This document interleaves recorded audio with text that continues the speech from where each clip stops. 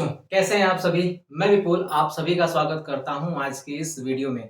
हमारा जो कक्षा 10 की एनसीईआरटी क्लास 10 की एनसीईआरटी जो है वो मैथ के लिए हम पढ़ रहे थे और इसमें जो हमारा चैप्टर चल रहा था वो है रियल नंबर यानी कि वास्तविक संख्या।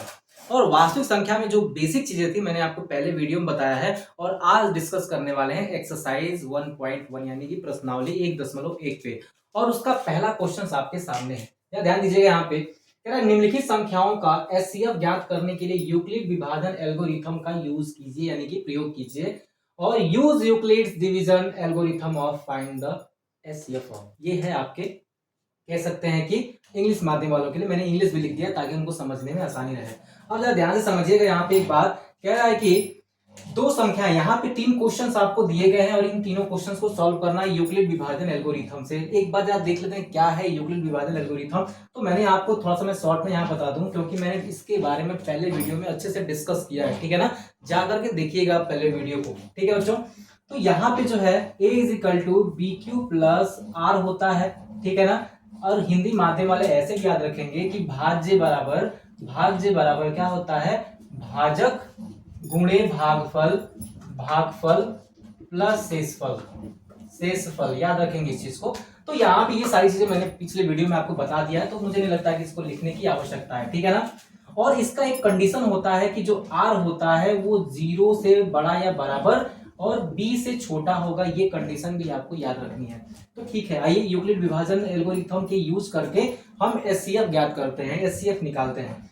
तो सबसे पहले दिया गया है आपका 35। जरा ध्यान दीजिएगा, यहाँ पे मैंने आपसे कहा ना कि दो यहाँ पे नंबर आपको दिए गए हैं, एक दिया गया है आपको 225 और एक दिया गया है आपको 135। इसका मतलब क्या है, इससे आपको डिवीजन करना है, इसमें भाग देना है आपको। कितनी बार में जाएगा बच्चों, तो हम कहेंगे सर एक बार में जाने वाला, एक बार में ले जाएंगे कितना होगा, तो ये 135 ही रहेगा, ये 0 यहाँ पे 12 और ये 9 हो जाएगा यानी 90 बचेगा, ठीक है ना। इस 90 से फिर क्या करेंगे, 135 में हम करते हैं, ठीक है। ये कितनी बार में जाएगा, एक ही बार में जाएगा, ठीक है ना। ये आ जाएगा 45, ठीक है। अब इस 45 से फिर इस 90 में डिवाइड करेंगे, कितनी बार में जाएगा, 2 बार में, यानी कि 90 हो गया, कट गया। जहां कटता है वहीं रुक जाते हैं, काम खत्म। ध्यान से समझिएगा। अब यूक्लिड के विभाजन में करना क्या है, ये देखिए यहाँ पे कितनी बार हमने डिवीजन किया है, तो यहाँ पे 1 बार, 2 बार और ये 3 बार आपको दिख रहा है ना। तो सबसे पहले जब मैंने यहाँ पे डिवीजन किया तो एक का काम कौन कर रहा था, ये वाला, तो एक जगह पे क्या हो जाएगा 225 यानी कि 225, ठीक है ना। बी का काम कौन कर रहा था, तो ये वाला, ठीक है ना, तो बी का काम कर देगा, चलिए कोई बात नहीं है 135, ठीक है।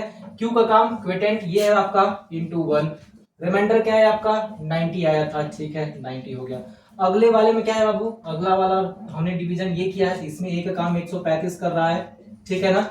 और बी क्या है बच्चों, यहाँ पे 90 है और यहाँ पे एक क्या है आपका, तो ये क्यू है और कह देंगे यहाँ पे 45 क्या है, तो रिमाइंडर है आर के जगह पे। बात समझ में आई। कि जब आप यहाँ पे देखोगे तो यहाँ पे देखोगे तो ए का काम 90 कर रहा है यानी कि 90 और यहाँ पे 45, बी का काम कर रहा है, क्यू का काम कर रहा है 2, ये 2 हो जाएगा, लेकिन रिमाइंडर आ गया 0। जब रिमाइंडर 0 आ गया तो हम कहते हैं कि लास्ट वाला जिससे डिवीजन हुआ है वही हमारा एचसीएफ होता है। यानी एचसीएफ क्या है हमारा, एचसीएफ जो है वो हमारा 45 है। ये है यूक्लिड का विभाजन एल्गोरिथम, ठीक है ना।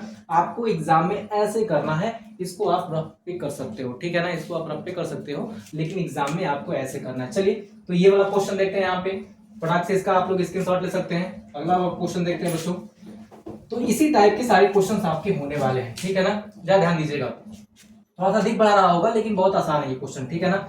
जैसे मैं पहले इसको इधर कर लेता हूँ, ठीक है बच्चों। पहले हम लोग इधर कर लेते हैं कि यहाँ पे दिया है 38,220 में करना है आपको 196 से, ठीक है बच्चों। कितनी बार में जाएगा, एक बार में 196, क्योंकि 2 बार में ले जाएंगे तो ज्यादा हो जाएगा, ठीक है बच्चों। अब एक बार जरा ध्यान दीजिएगा, ये कितना होगा, 12 में से 6 गया, 6 हो गया, 17, 8 बचा और यहाँ पे 186 आ गया बच्चों, ठीक है ना। ये नीचे से 2 उतर जाएगा, यहाँ पे कोई दिक्कत कोई प्रॉब्लम नहीं है आपका।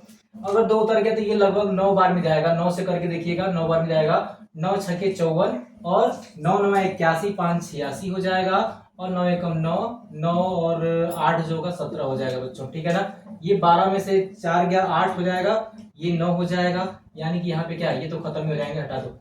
अब यहाँ से कितना आया, 20 आया, ये लगभग 5 बार में ले जाएंगे तो आपका कितना आ जाएगा, 980 आ जाएगा बेटा, यही काम खत्म हो गया। तो यहाँ पे कई स्टेप जाने की आवश्यकता नहीं है, क्योंकि भाग तो केवल एक ही बार हुआ है, डिवीजन तो एक ही बार हुआ है ना। तो इसलिए हम क्या करेंगे यहाँ पे, तो इसलिए हम जो है ए का काम ये कर रहा है, ठीक है ना। ये का काम कौन कर रहा है, 38,220 कर रहा है। बी का काम कर रहा है 196, और यहाँ पे कह सकते हैं क्यू का काम, क्वेटेंट काम क्या कर रहा है, 195 है, रिमाइंडर 0 है। इसलिए हम कहेंगे कि एचसीएफ का काम कौन कर रहा है, एचसीएफ। ज्यादा नहीं जाना है, केवल एक ही साइड, क्योंकि एक ही बार में डिवीजन खत्म हो गया है।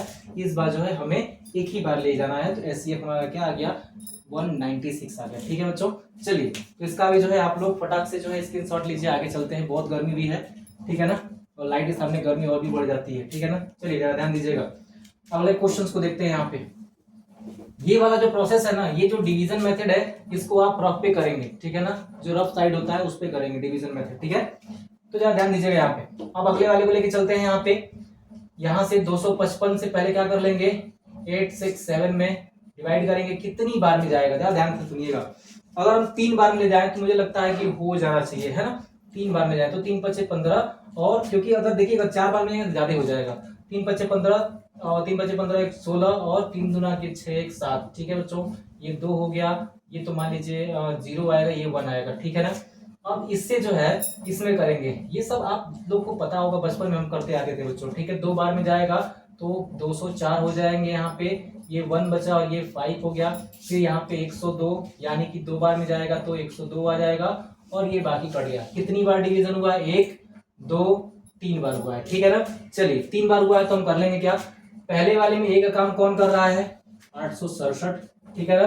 बी का काम कौन कर रहा है, तो 255 कर रहा है। क्यू का काम कर रहा है आपका ये 3। चलिए अब ये रिमाइंडर क्या है आपका, आर बचा है, तो रिमाइंडर यहाँ पे क्या बचा था, 120, ठीक है, सॉरी 102। अब इस वाले डिवीजन में आपका क्या है, यहाँ पे ए का काम 255 कर रहा है, ठीक है ना। बी का काम 120 सॉरी 102 कर रहा है, और क्यू का काम 2 कर रहा है, प्लस रिमाइंडर यहाँ क्या बचा है, 51, ठीक है ना बच्चों। अब थर्ड वाले कंडीशन में क्या है, जरा ध्यान दीजिएगा। तो आप कहेंगे कि ए का काम 102 कर रहा है, बी का काम 51 कर रहा है, और यहाँ पे क्यू का काम 2 कर रहा है, और रिमाइंडर आपका आ गया 0। यानी कि जहां रिमाइंडर 0 आ गया, वहां ही जो बी होता है वही एचसीएफ होता है, जो बी होता है बच्चों वही एचसीएफ का काम करता है। तो जरा बताइए पहला क्वेश्चन कैसा लगा, ठीक है ना। तो चलिए आते हैं दूसरे क्वेश्चन पे, फटाक से स्क्रीनशॉट ले लीजिए। आइए अगले क्वेश्चन को देखते हैं यहाँ पे, ठीक है ना। अगला क्वेश्चन कह रहा है कि दर्शाइए कि कोई धनात्मक विषम पूर्णांक 6q+1 या 6q+3 या 6q+5 के रूप का होता है, जहां q कोई पूर्णांक है। इंग्लिश में अगर देखें इसको, तो so that any positive odd integer is of the form 6q+1 और 6q+3 और 6q+5 where q is some integer. याद रखिएगा इस चीज को, ठीक है ना। q क्या है, एक इंटीजर है। मैंने आपको बताया, जरा ध्यान दीजिएगा, यहाँ पे जो आपको ये टर्म्स दे रखे हैं ना, ये क्या दे रखे हैं, तो 6q+1 दिया है, 6q+2 दिया है, और कह देंगे आप, सॉरी 3 है यहाँ पे, ठीक है, 3 दिया है, और कह देंगे कि 6q+5। याद रखिएगा विषम पूर्णांक आएंगे, यानी कि ऑड इंटीजर आएगा। याद रखिएगा, ये प्रूव करना है आपको, ये दिखाना है। तो सबसे पहले एक बात तो पता चल रहा है कि अगर मैं इनको ए मान लूं, अगर इन सबको ए मान लूं, तो आपको पता चलेगा ये बी का काम कर रहा है, ये क्वोटेंट और ये reminder, b quotient reminder, b quotient reminder, ठीक है बच्चों। तो एक बात ध्यान दीजिएगा कि b इज इक्वल टू कितना है, 6 है, तो रिमाइंडर क्या होगा, रिमाइंडर हमेशा 6 से छोटा आएगा। मैंने आपको बार बार कहा था, मैंने कहा था कि जो r होता है 0 के बराबर या बड़ा होता है, और b से हमेशा छोटा होता है, यानी r या तो 0 आ सकता है, या तो 1 आ सकता है, 2 आ सकता है, 3 आ सकता है, 4 आ सकता है, 5 आ सकता है, लेकिन 6 नहीं आएगा। क्यों, क्योंकि b से छोटा है, b क्या है, 6 है, और r क्या होगा, b से छोटा ही आएगा, यानी 5 तक आ सकता है, 6 नहीं आएगा, ठीक है। तो स्टार्ट करेंगे पहले r बराबर 0 रख करके, रखेंगे किसमें, रखेंगे a बराबर b/q+r में, ठीक है ना, इस वाले में रखेंगे। तो a is equal to b की जगह पे क्या है, 6 है, q तो q ही रहेगा, ठीक है ना। r क्या है आपका 0, जब मैंने r बराबर 0, इफ आप रखिएगा इफ या यदि r बराबर 0 है, तो a इज इक्वल टू क्या होगा आपका, इतना होगा। इसका मतलब ये है कि ये 6q आएगा, और 6q हमेशा 2 से डिवाइड हो जाएगा, 2 से डिवाइड हो जाएगा, क्योंकि 2 से डिवाइड, अगर 2 से डिवाइड करेंगे तो 3 बार में कट जाएगा ना, कट जाएगा नहीं कटेगा, बताइए आप। अगर 2 से डिवाइड करेंगे तो 2 3 जा 6 कट जाएगा खूब प्रेम से। ये क्या है, ये इवन नंबर है। क्या है बाबू आपका, इवन है। इवन नंबर कहने का मतलब क्या है, सम संख्या है, याद रखेंगे हिंदी माध्यम वाले, सम संख्या है, ठीक है ना। दूसरी चीज अगर आप देखें कि अगर ए बराबर, यहाँ ध्यान दीजिएगा, यदि आर बराबर 1 लें, आर बराबर 1 लेते हैं तो क्या आएगा, तो a is equal to 6q plus 1। याद रखिएगा ये 2 से कभी डिवाइड नहीं होगा, 2 से डिवाइड करके देखिएगा बच जाएगा, यहाँ पे 2 से डिवाइड नहीं होगा, इसलिए ये क्या होगा, ये ऑड नंबर होगा, यानी कि विषम संख्या होगी। ये क्या होगी बेटा, विषम होगी, ठीक है बच्चों। आगे आते हैं, ध्यान दीजिएगा यहाँ पे आगे अगर देखें तो a बराबर क्या होगा, अगर हम r की वैल्यू क्या रख दें, अगर r की वैल्यू 1 रखा है मैंने, अगर r की वैल्यू 2 रख दें, क्या होगा, यहाँ पे r बराबर 2, r बराबर 2 रखेंगे तो a इज इक्वल टू कितना आ जाएगा, b की जगह पे 6 है, ये q आ जाएगा, r 2 आ जाएगा। फिर भी आप देखेंगे ये 2 से डिवाइड हो जाएगा, कैसे हो जाएगा, तो 2 जब आप यहाँ से कॉमन करेंगे तो 3q प्लस 1 हो जाएगा, और अपॉन 2 कर देंगे तो 2 से 2 कट जाएगा ना, ये डिवाइड हो जाएगा। तो डिवाइड हो जाएगा इसलिए आप इसको कहेंगे ये क्या है, ये इवन नंबर है, ठीक है बाबू, इवन नंबर है मतलब क्या है, सम है ये, ठीक है बच्चों। अगला जब r बराबर 3 रखेंगे, r इज इक्वल टू 3 रखेंगे तो क्या होगा, a is equal to 6q plus 3। अब यहाँ पे ये 2 से कभी नहीं कटने वाला है, 2 से नहीं कटेगा, इसका मतलब क्या है, ये ऑड नंबर है, यानी कि विषम है, ये क्या है, विषम है, जरा ध्यान दीजिएगा। फिर यदि r बराबर 4 रख दिया हमने तो a is equal to 6q plus 3, sorry 4 ना, 4 आ जाएगा, ये वापस से 2 से क्या होगा, दोनों डिवाइड हो जाएंगे, इसलिए ये क्या होगा, इवन होगा, यानी कि सम होगा, ठीक है ना। लेकिन अगर r बराबर 5 रख दिया तो a इज इक्वल टू कितना आएगा, 6q प्लस 5, 2 से डिवाइड नहीं होगा, इसलिए ऑड होगा, यानी कि विषम होगा बच्चों। और विषम है तो एक बात आपको सीधे सीधे समझ जाना चाहिए कि यहाँ पे आप देखें कौन कौन सा विषम आ रहा है। तो विषम आने के लिए पहला तो ये रहा आपका विषम, ठीक है ना, दूसरा विषम जो है आपका ये रहा, ठीक है ना, और तीसरा विषम जो है आपका ये रहा, और ये तीनों जो है आपके जो है क्वेश्चन से मैच करते हैं, यानी यहाँ पे आपने प्रूव कर दिया कि हमेशा q 6q plus 1, 6q plus 3 और 6q प्लस 5 जो होगा वो विषम होगा, सम नहीं होगा। सम के लिए और भी सारे चीज थे, ठीक है बच्चों। तो फटाक से इसका जो है आप लोग स्क्रीनशॉट लेंगे, चलेंगे आगे। तो आइए देखते हैं यहाँ पे तीसरा क्वेश्चन, ठीक है ना। कह रहा है किसी परेड में 616 सदस्यों वाली एक सेना की टुकड़ी 32 सदस्यों वाली एक आर्मी बैंड के पीछे मार्च करना है। दोनों समूहों को समान संख्या वाले स्तंभों में मार्च करना है। उन स्तंभों की अधिकतम संख्या क्या है जिसमें वे मार्च करते हैं। बाकी ये इंग्लिश माध्यम वाले ये क्वेश्चन को समझ सकते हैं, ठीक है ना। जरा ध्यान दीजिएगा यहाँ पे 16 सदस्यों वाली 32, यहाँ पे ध्यान दीजिएगा 16 सदस्य पूरे हैं एक सेना की टुकड़ी में, और 32 सदस्यों के एक आर्मी बैंड के पीछे घूमना है, ठीक है ना।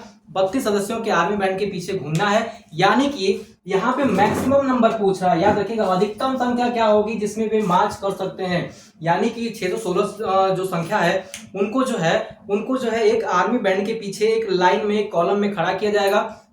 अब ये कह रहा है कि उस कॉलम में अधिकतम कितने लोग आ सकते हैं। तो अधिकतम अगर आपसे पूछ लिया तो आप इसका निकालेंगे एचसीएफ, न्यूनतम पूछता तो आपको निकालने थे यहाँ पे एलसीएम। तो अधिकतम पूछा इसलिए क्या निकालेंगे, इन दोनों का एचसीएफ निकालेंगे। यानी कि यहाँ पे आप देखेंगे कि जो 32 है, 32 के बाद जो क्या है आपका 616 है, ध्यान दीजिएगा 616 है, इसका अगर हम एलसीएम निकालेंगे तो ये कितनी बार में जाएगा, तो एक बार में। तो 32 ये कितना हो गया बेटा, 11 में से 2 गया 9 हो जाएंगे। और दूसरी चीज यहाँ देखिएगा ये कितना है आपका 5 बचा, 5 में से 3 गया 2, यानी कि हमें एक बात पता चला, जरा ध्यान दीजिएगा कि अगर हम एक बार में ले जाएंगे तो 32 होगा, ठीक है ना। और ये 6 बचा है तो यहाँ पे उतार देंगे। अब ये कितनी बार में जाएगा, जरा ध्यान दीजिएगा कितनी बार में जा सकता है। तो हम कहेंगे 3 9 27, मुझे लगता है कि 9 बार में अगर ले जाए तो जाएगा क्या, ठीक है ना, 9 बार में लेके जाइए। तो 9 दूना 18 हो गया, और 9 3 27, 1 28 हो जाएंगे बच्चों, ठीक है ना, 28 हो जाएगा। ये कितना बचा आपका, तो कह सकते हैं सर ये 8 बचेगा हमारा, कितना बचेगा 8 बचेगा, बाकी तो कट गया, 8 बचा। और ये फिर क्या कर देंगे यहाँ पे 32 को अब 8 से भाग ले जाएंगे क्योंकि रिमाइंडर बचा है, 8 चौके 32 कट गया बेटा, यहाँ पे खत्म बजा, ठीक है ना। जिससे कटता है वही हमारा क्या होता है, एचसीएफ होता है, यानी कि जो टोटल मैक्सिमम नंबर होगा जिसमें उनको मार्च करना है वो एचसीएफ हमारा कितना निकल के आ रहा है बेटा, वो 8 निकल के आ रहा है। वही हमारा क्या होने वाला है, आंसर होने वाला है, ठीक है ना। तो चलिए फटाक से जो है इसका स्क्रीनशॉट ले लीजिए और देखते हैं अगला क्वेश्चन। आगे क्वेश्चन देखते हैं यहाँ पे चौथा नंबर, क्या है यूक्लिड विभाजन प्रमेयिका का प्रयोग करके दर्शाइए कि किसी धनात्मक पूर्णांक का धनात्मक पूर्णांक का वर्ग किसी पूर्णांक m के लिए 3m या 3m प्लस 1 के रूप का होता है, क्या ध्यान देना। यानी use Euclid's division lemma to show that the square of any positive integer is either of then 3m और 3m plus 1 for some integer m। क्या ध्यान दीजिएगा यहाँ पे, ठीक है ना। वो कह रहा है ना कि जरा ध्यान देना है यहाँ पे। सबसे पहले क्या ध्यान देना है कि b की जगह तो हमें कंफर्म है कि b इज इक्वल टू क्या है 3 है। अगर b 3 है तो r क्या होना चाहिए 0 1 2, इसलिए क्योंकि 3 से छोटा ही होगा r, मैंने आपको बताया था। अब एक बात और समझना है कि हमें क्या करना है, हमें यूज करना है यूक्लिड एल्गोरिथम का। अगर a बराबर क्या है, a बराबर अगर हम लोग क्या रखते हैं सबसे पहले r बराबर 0 पे लें। अगर r बराबर 0 पे लें तो क्या होगा, a बराबर कितना होगा बेटा, यहाँ पे ध्यान से समझिएगा। a बराबर यहाँ पे 3q प्लस r के जगह 0 हो जाएगा। क्यों, क्योंकि हमें पता है a बराबर क्या होता है bq प्लस r होता है। b के जगह हमने 3 रख दिया, q वैसे ही है, r के जगह पे 0 है, पहला वाला मान हमने रखा है, ठीक है ना। अगर r बराबर 0 है, अब कह रहा है कि दोनों का वर्ग करना है। क्या करना है बेटा, दोनों का वर्ग करना है। क्या कर देंगे, वर्ग, क्योंकि धनात्मक पूर्णांक का क्या कह रहा है बेटा, ये वर्ग कह रहा है। अगर दोनों का वर्ग कर देंगे तो a का स्क्वायर इज इक्वल टू, यहाँ पे स्क्वायर करेंगे तो कितना होगा 9q स्क्वायर, या यहाँ पे कह सकते हैं इसको 3 इंटू 3q का स्क्वायर कर सकते हैं। और इतना को हम यम मान सकते हैं। क्यों, कह रहा है वो कोई इंटीजर है। क्या है बेटा, कोई इंटीजर यानी कोई पूर्णांक है। तो हम ये कह सकते हैं कि a का square is equal to 3 into M. क्या हो गया, 3 इंटू एम। दूसरी चीज जरा ध्यान दीजिएगा, आगे चलते हैं। यहाँ पे यदि r बराबर हमने 1 रख लिया, यदि r बराबर बेटा हमने क्या रखा 1 रख लिया, तो एक बात जरा बताइएगा कि ये a का स्क्वायर इज इक्वल टू क्या होगा 6q प्लस 1 का स्क्वायर हो जाएगा, ठीक है ना। क्योंकि b की जगह पे 6, q और r की जगह पे 1, वर्ग कह रहा है तो दोनों का वर्ग कर देंगे, कोई दिक्कत नहीं है। तो a का स्क्वायर इज इक्वल टू क्या होगा, यहाँ पे a प्लस b का होल स्क्वायर पे तोड़ देंगे, ये हो जाएगा 636q स्क्वायर प्लस ये हो जाएगा 1 और ये हो जाएगा 2ab, यानी कि 6 दूना के 12q हो जाएगा, ठीक है बच्चों, कोई दिक्कत नहीं है। तो a square is equal to, यहाँ पे इन दोनों में से जो है, इन दोनों में से आप 3 को कॉमन कर लीजिएगा तो क्या बचेगा 12 36q स्क्वायर, यहाँ पे हो जाएगा आपका 4q, ठीक है। और ये प्लस आप 1 बाहर रखिएगा, ठीक है ना। अगर इस पूरे को अगर हम m मान लें, क्या मान लें, m मान लें, तो a स्क्वायर बराबर क्या होगा 3m प्लस 1। यहाँ देखिएगा 3m प्लस 1, यहाँ पे 3m और 3m प्लस 1 आ गया, कोई दिक्कत नहीं है। अब कहेंगे सर आप तो 2 भी दिया है, 2 पे भी आप सिद्ध करके दिखाइए। मैं कहूँगा आओ बच्चा 2 भी देख लो। यदि r बराबर 2 दिया हो तो क्या करेंगे, यहाँ पे a का स्क्वायर बराबर 6q प्लस 2 का स्क्वायर, मतलब b की जगह 6q और r बराबर 2, और वर्ग बोल रहा है करने के लिए तो हमने वर्ग कर दिया, ठीक है ना। तो अब देखेंगे यहाँ पे तो कितना हो जाएगा 636q स्क्वायर प्लस यहाँ पे हो जाएगा 4, और ये बेटा कितना हो जाएगा आपका, ये हो जाएगा 6 दूना 12 दूना के 24q। किया कुछ नहीं मैंने, बस a प्लस बी के होल स्क्वायर पे दोनों को तोड़ दिया। इतना तो सूत्र याद होगा, a प्लस बी का होल स्क्वायर, a का स्क्वायर प्लस b का स्क्वायर प्लस 2ab, वही से तोड़ दिया हमने, ठीक है ना। अब जरा ध्यान से देखिएगा, यहाँ पे ये 36q स्क्वायर, यहाँ पे है ये 24q, और इसको हम तोड़ सकते हैं कि 3 प्लस 1 के रूप में, कोई दिक्कत नहीं है। 4 को हमने 3 प्लस 1 कर लिया। अब देखिएगा जरा, इन तीनों में से यहाँ से हम क्या कॉमन कर लेंगे, 3 को कॉमन कर लेंगे, ठीक है ना। तो 12q स्क्वायर प्लस यहाँ पे 3 काम करेंगे तो क्या होगा 8q हो जाएगा, और ये प्लस 3 यहाँ से निकल के 1 बचा, और ये 1। अगर इतना को अगर हम m मान लेते हैं तो क्या होगा a square is equal to 3m plus 1। जरा ध्यान दीजिएगा आप लोग, 3m प्लस 1, 3m प्लस 1, या आ गया 3m। जरा ध्यान दीजिएगा यहाँ पे, और हमें यही तो कहना था, या तो 3m आएगा या तो 3m प्लस 1 आएगा, इसके अलावा कुछ आया क्या, नहीं आया ना। ये हमारा हो गया प्रूफ, ठीक है ना बच्चों। तो फटाक से इसका स्क्रीनशॉट लीजिए। एक लास्ट क्वेश्चन और बचा है 5वां वाला, और उसको भी देखते हैं। आइए यहाँ पे जो है अगला प्रश्न देखते हैं, ठीक है ना। अगला और लास्ट प्रश्न है इस एक्सरसाइज का, कह रहा है यूक्लिड विभाजन प्रमेयिका का प्रयोग कर दिखाइए कि किसी धनात्मक पूर्णांक का घन 9m या 9m प्लस 1 या 9m प्लस 8 के रूप का होता है। इंग्लिश मीडियम में आप देख लीजिएगा अगर इंग्लिश वाले बच्चे, तो use Euclid's division lemma to show that the cube of any positive integer is of the form 9m plus 1 और 9m प्लस 8, ठीक है बच्चों। आइए यहाँ पे इसको शो करते हैं। सबसे पहले वही अपना काम, यहाँ पे 9 दिया गया है तो b का मतलब क्या है बेटा 9 है, तो आर क्या होगा, आर होगा 0 1 और 2 3 4 5, ठीक है ना, 6 7 8 तक हो सकता है, ठीक है ना। तो इतना सारा हमें करने की आवश्यकता है नहीं, जहां तक हमें आंसर मिल जाएगा वहीं तक हम क्या करेंगे, रुक जाएंगे, ठीक है ना। तो सबसे पहले क्या करेंगे हम, यहाँ पे हमें पता है कि a बराबर क्या होता है, बी क्यू, है ना, बी क्यू प्लस आर होता है। तो यदि r बराबर 0 ले लें और b बराबर 9 ले लें तो क्या होगा, a बराबर 9 क्यू प्लस 0, याद रहेगा 9 क्यू प्लस 0। लेकिन वो कहना चाहता है कि देखो भैया हमें तो घन चाहिए, हमें घन चाहिए मतलब हमें क्यूब चाहिए।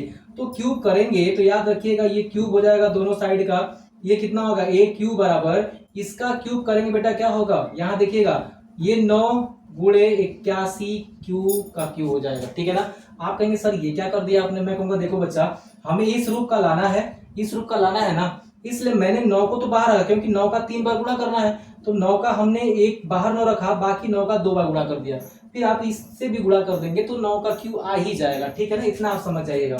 और इस वाले को हम m मान लेंगे, यानी कि 9m हो जाएगा यहाँ पे, यानी a क्यू बराबर आपका आ गया 9m, यहाँ से कोई समस्या नहीं है, ठीक है। अब चलिए अब r बराबर क्या रख लेते हैं बेटा, यहाँ पे 1 रख लेते हैं। r बराबर 1 रखेंगे तो a बराबर क्या होगा, यहाँ पे 9 क्यू प्लस 1, ठीक है ना, इसमें रखेंगे तो दोनों पक्षों का क्यू करना है, ठीक है बच्चों, दोनों पक्षों का क्यू करना है। चलिए दोनों पक्षों का क्यू कर दिया। अब a प्लस बी के होल क्यू पे तोड़ना है, और सबको पता होगा कि a प्लस बी का होल क्यू क्या होता है, यानी कि आप देखेंगे a प्लस बी का होल क्यू, तो आप देखेंगे कि a का क्यू प्लस b का क्यू प्लस 3ab और a प्लस बी होता है, ठीक है ना। तोड़ दीजिए इसको, कितना हो जाएगा, एक 9 को आप तो पहले बाहर रखिएगा, ठीक है, 3 बार गुणा करना, लेकिन एक बार बाहर रखिएगा और 2 बार गुणा करके 81, ये क्यू का क्या हो जाएगा, क्यू, एक का क्यू एक ही होता है, प्लस 3ab, तो 3a, ठीक है बच्चों, b का मतलब क्या है आपका, b का मतलब है बेटा 1, ठीक है ना, और a प्लस बी का मतलब यही है 9 क्यू प्लस 1, ठीक है बच्चों। अब जरा ध्यान से समझिएगा, यहाँ पे ये कितना हो गया आपका, यहाँ से ये 9 इंटू 9 81 क्यू का क्यू ऐसे रखिएगा, और दूसरी चीज यहाँ पे एक को बाद में रखेंगे, थोड़ा रुक जाइएगा यहाँ पे, ठीक है ना। अंदर अगर मल्टीप्लाई कर दें, अंदर बेटा अगर मल्टीप्लाई कर दें या 9 भी करें तो भी क्या होगा, यहाँ पे 3 इंटू 9 क्यू तो रहेगा ना, 3 इंटू क्या होगा बेटा 9 क्यू तो रहने वाला ही है, और ये 9 क्यू प्लस 1 रहेगा, और ये प्लस 1। अब इतना में से अपने को क्या निकाल लेना है, 9 कॉमन कर लेना है, तो यानी 9 कॉमन करेंगे तो 9 निकाल लीजिएगा, तो यहाँ कितना बचेगा 81 क्यू का क्यू, यहाँ से 9 निकल गया, केवल 3 क्यू बचा, 3 क्यू का अंदर गुणा होगा तो कितना होगा 27 क्यू, ठीक है ना बच्चों, स्क्वायर, और ये इधर हो जाएगा तो कितना होगा 3 क्यू हो जाएगा, और ये प्लस 1। यहाँ पे हुआ कुछ नहीं, 9 यहाँ से बाहर निकल गया, कॉमन कर लिया 9 को, यहाँ पे ये बच गया, 3 क्यू से अंदर मल्टीप्लाई किया, 3 9 27, और क्यू का क्यू स्क्वायर हो गया, फिर 3 क्यू का 1 में करेंगे तो इतना हो गया, क्योंकि 9 तो बाहर निकल चुका है ना, और ये 1 ऐसे बच गया। अगर इतना को अगर हम m मान लें तो a क्यू बराबर क्या होगा 9m प्लस 1 हो जाएगा, क्या होगा 9m प्लस 1 हो जाएगा, ठीक है बच्चों। चलिए जरा ध्यान दीजिएगा, अब अगला वाला देखते हैं कि r बराबर 2 पे अगर हम क्या रख दें, r बराबर 2 रख लें, r बराबर 2 रख लें, जहां भी आंसर मिल जाएगा वहीं छोड़ देंगे, ठीक है ना। तो 2 तो अपने को मिल गया है, तीसरा भी मिल जाएगा, ठीक है बच्चों। अब जरा ध्यान से सुनिएगा, अगर r बराबर 2 रखते हैं तो कितना होगा, a क्यू बराबर 9 क्यू प्लस 2 का क्यू हो जाएगा, ठीक है ना। इसको जरा हम तोड़ लेते हैं a प्लस बी के होल क्यू पे, तो 9 गुणे 81 तो कर सकते हैं ना, 3 बार गुणा करना है, 3 बार गुणा, लेकिन हमने एक ही बार किया है, क्योंकि 9 का क्यू का क्यू होता तो मैंने 9 का क्यू ना करके 9 बाहर निकाल के 81 कर लिया है, ठीक है बच्चों। अब देखिए जरा ध्यान से, ये 2 पे क्या होगा 3 घात होगा, 2 पे 3 घात का मतलब 8 हो जाएगा, प्लस यहाँ पे 3ab मतलब कि 3a का मतलब हो गया 9q और b का मतलब हो गया बेटा 2, यहाँ तक कोई दिक्कत नहीं है, ठीक है। और क्या है a प्लस बी, यानी कि 9q प्लस 2, ठीक है बच्चों। अब सुनिए, इन दोनों में से, ये तो आप लास्ट में रखिएगा, इन दोनों में से आपको 9 कॉमन करना है, 9 कॉमन कर लिया, यहाँ पे 81 क्यू का क्यू बचा, यहाँ से 9 निकल गया तो 3 दूना के 6 हो गया, 6 9 54 हो जाएगा, 54 क्यू का स्क्वायर, क्योंकि ये क्यू था और ये क्यू का स्क्वायर हो गया, ये 3 दूना के 6, 6 दूना के क्या होगा बेटा 12, और ये क्यू बच जाएगा, और बाहर ये बेटा ये बचेगा आपका 8। अब सुनिए यहाँ पे a का क्यू बराबर, ये तो 9 ऐसे रहेगा, इसको आप मान लीजिएगा m, और ये हो जाएगा बेटा 8। अब देखिए जरा, ये तीनों आंसर आपको मिल गए हैं यहाँ पर आकर के। ठीक है बच्चों, ये हो जाएगा हमारा आखिरी क्वेश्चन समाप्त। अब आप बताइएगा आपको ये पूरा सेशन कैसा लगा है, कमेंट करके जरूर बताइएगा। सारा मैंने आपको एक टॉपिक के साथ कराया है, इसको आप एग्जाम में ऐसे अच्छे से लिख के आइएगा। तो आज का सेशन यही समाप्त होता है, फिर मिलेंगे अगले वीडियो में। जय हिंद।